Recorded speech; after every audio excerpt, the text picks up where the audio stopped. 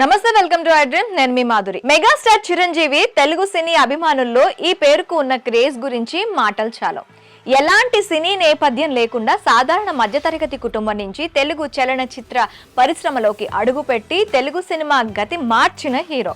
నటుడిగా సినీ రంగంలో గుర్తింపు తెచ్చుకోవాలనే ఆరాటం, అవకాశాల కోసం ఎన్నో ప్రయత్నాలు చేశారు.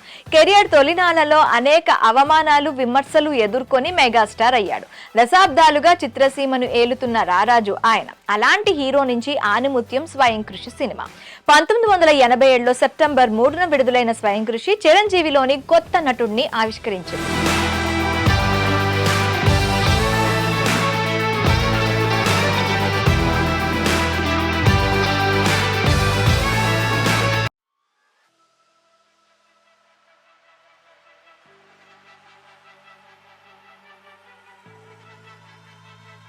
అప్పటి వరకు 90కి పైగా సినిమాలు చేసిన యాంగ్రీ యంగ్ మ్యాన్ ఇమేజ్ కు పూర్తి భిన్నంగా వచ్చిన సినిమా స్వయం కృషి. చేసే పనిని గౌరవించి కృషి, పట్టుదల ఉంటే మనిషి ఏదైనా సాధించగలడని డిగ్నిటీ ఆఫ్ లేబర్ విలువను చెప్పిన సినిమా స్వయం కృషి.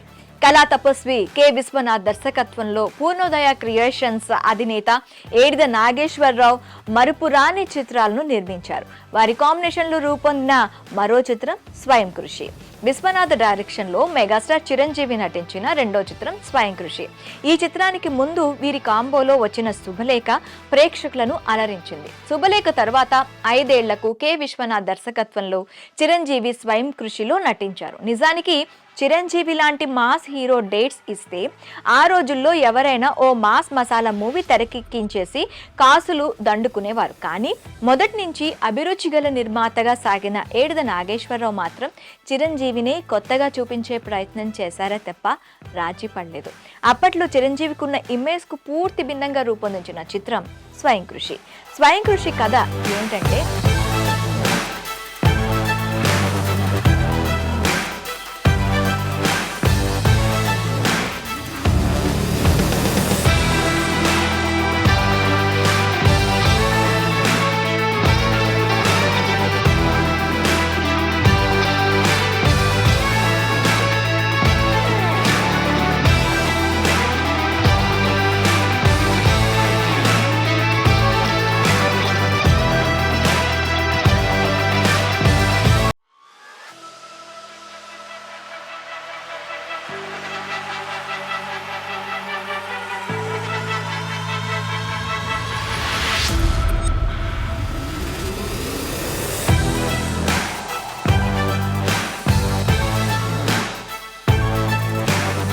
సాంబయ్య చెప్పులు కుట్టి జీవిస్తూ ఉంటాడు. శారద అనే అమ్మాయిని చదివిస్తాడు.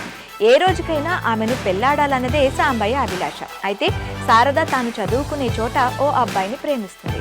వారి పెళ్లికి సాంబయ్య కూడా అంగీకారం తెలుపుతాడు. సాంబయ్యకు తన చెల్లెలు కొడుకు చిన్న ఆలనా పాలనా బాధ్యత ఉంటుంది.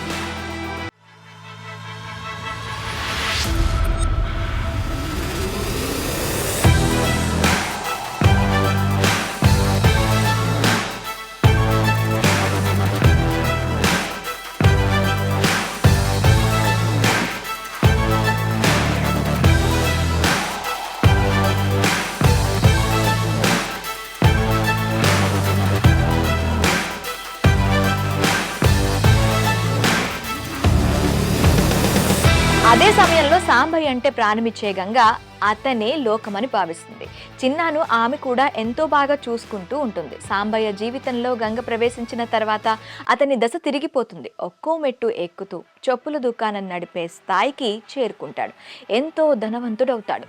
ఆ సమయంలో సాంబయ్య చెల్లెలు భర్త గోవింద్ జైలు నుండి వస్తాడు. తన కొడుకును తనతో పంపమంటాడు. అందుకు సాంబయ్య అంగీకరించాడు. సాంబయ్య దగ్గరే తన కొడుకు ఉండాలంటే కొన్ని షరతులున్నాయని చెప్తాడు గోవింద్. తన కొడుకు చిన్నాను తీసుకువెళ్లి తప్పుడు మార్గంలో నడిచేలా చేస్తాడు. దాంతో సాంబయ్య గోవిందును నిలదీస్తాడు. అతనికి కావలసిన డబ్బే అని భావించి తన యావదాస్తిని చిన్న పేరున రాస్తాడు సాంబయ్య. చివరకు మేనమావ సాంబయ్యకు తనపై ఉన్న ప్రేమను అర్థం చేసుకుంటాడు చిన్న. తండ్రిని ఎదిరిస్తాడు. సాంబయ్య చివరకు తన చెప్పులు కుట్టే వృత్తిలోనే సాగాలనుకుంటాడు. సాంబయ్య చెంతనే చిన్న కూడా వచ్చి తాను చెప్పులు కుట్టే పనికి పూనుకోవడంతో కథ ముగుస్తుంది. ఇలా స్వయం కృషి సినిమాతో చిరంజీవి ఎందరో సామాన్యులకు.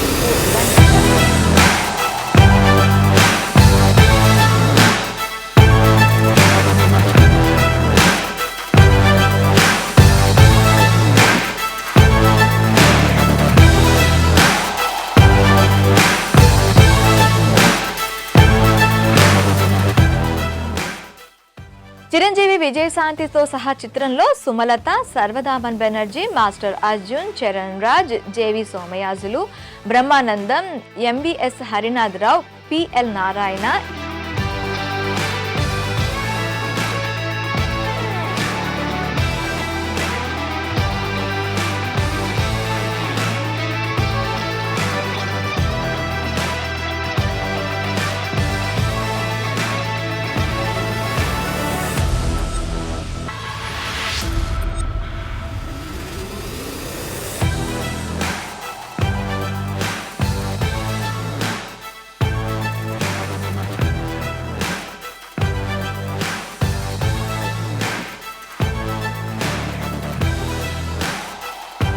ఎస్కే మిశ్రో, బేబీ భావన, డబ్బింగ్ జానకి సంయుక్త నటించారు. ఈ చిత్రానికి రమేష్ నాయుడు సంగీతం సమకూర్చారు. సి నారాయణ రెడ్డి సిరివెన్నెల పాటలు రాయగా మంచి వెన్నెల ఇప్పుడు అనే క్షేత్రయ్య గీతం కూడా చిత్రంలో చోటు చేసుకుంది.